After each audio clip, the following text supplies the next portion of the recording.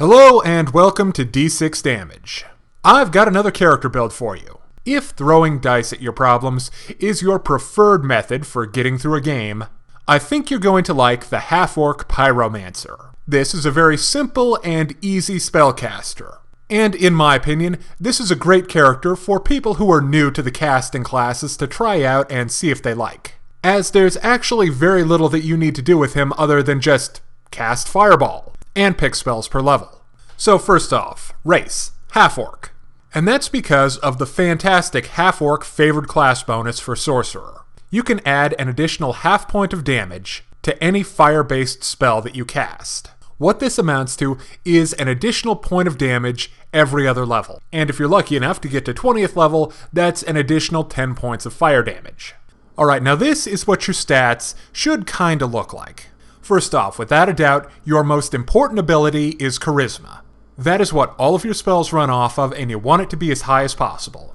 A high Charisma modifier means high DCs, and also bonus spells per day. And you want as many of those as you can get. Next up, another very important stat is Dexterity. You have a few ranged touch attacks in your arsenal, and having a high Dex modifier means that it's going to increase the odds that you can meet your enemy's touch AC. Because unfortunately, as a sorcerer, you're saddled with a really lousy base attack bonus. Finally, you're going to want to sink at least a little something into Constitution. This will increase the total amount of health you have, and as a sorcerer, you don't have a lot of health to begin with, so any little bit there is nice. So obviously, since you're a sorcerer, you need to pick a bloodline. The bloodline for you is Draconic. As a Draconic sorcerer, you have access to a fantastic Bloodline Arcana that lets you add an additional point of damage per damage die of any spell you cast of the corresponding element. Now obviously, you're going to want to pick either red dragons or gold dragons as your dragon type. This lets you add an additional point of damage to any fire spell you cast per hit die. So let me give you an example. Say you're casting Burning Hands at level 2. That's 2d4, plus 2 from your Sorcerer Bloodline, plus 1 from your favored class bonus. So that gives you an additional plus 3 to the damage of your attack. Now, that may not sound like much, but as you increase in power, this extra damage can really add up. And having spells that let you throw more dice at the problem is very important. So, my recommended spells for this character are at level 1, I recommend Mudball and Burning Hands. Mudball serves a very important role. In order to get the maximum damage, you're going to want to stop your enemies from making their reflex saves. Now what Mudball does is it gives your opponents the blinded condition. What the blinded condition does is it gives your enemies a -2 to AC, and they lose their Dexterity bonus to AC. And they take a -4 on all strength and dex-based checks. So that's really going to impact their reflex save. Next, Burning Hands. Obviously, since you're a fire sorcerer, you need a fire spell. At early levels, Burning Hands is probably the best you're going to get. Sorry. For sorcerers, level 2 is kinda lame. All you get is an additional 0 level spell. But at level 3, I recommend you take the first level spell Adhesive Spit. This lets you hawk a Tanglefoot bag at your enemy, making it very hard for them to make their reflex saves. At 4th level, take the old standby Scorching Ray. That's going to be 4d6, so that's 4 additional damage points, plus 2 from your class, so that's an additional plus 6 damage. Not bad.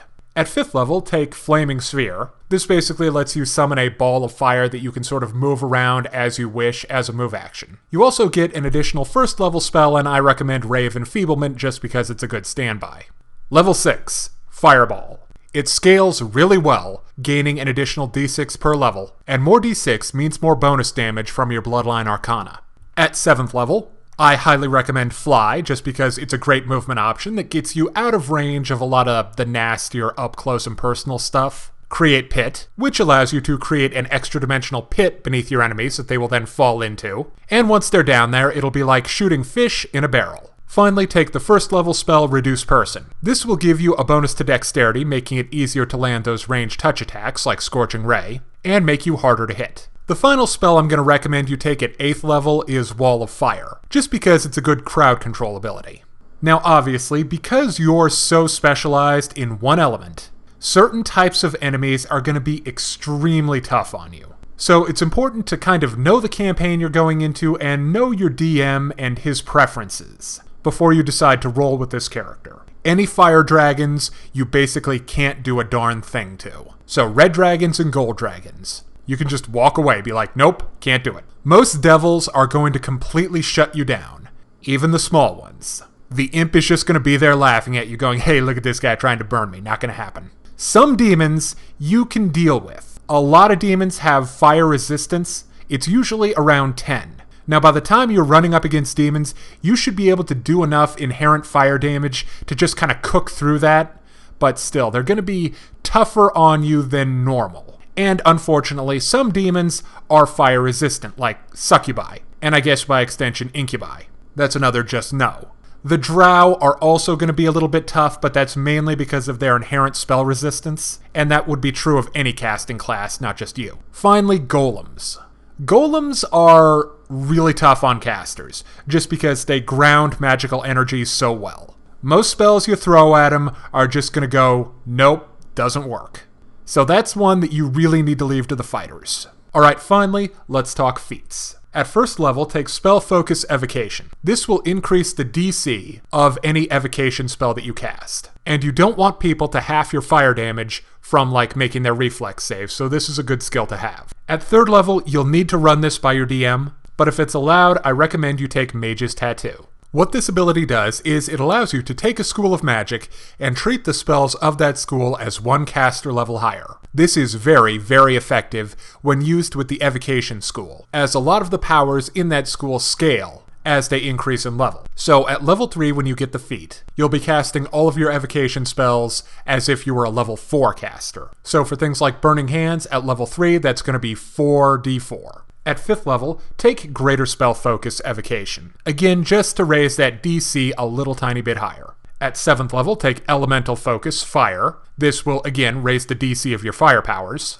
And at level 9, take the Metamagic Feat Intensified Spell. There's a very high cost for Metamagic feats. Typically, it involves increasing the spell level of a spell you're casting. But Intensified Spell is one of the cheapest, as it only increases the spell level by 1 level. Intensified allows you to add 5 additional hit die, provided you're a high enough level to cast. So, as an example, if you're casting Burning Hands, and you're level 6 and you've used Intensified Spell, you can add 6d4 instead of the regular 5. So that means at level 10 you'll be able to get the maximum out of Burning Hands, giving you a grand total of 10d4. I hope you've enjoyed this character build from D6 Damage. If you're interested in more character builds, class analysis, or other videos related to Pathfinder and Dungeons & Dragons, check us out on YouTube at D6 Damage. Thank you for watching.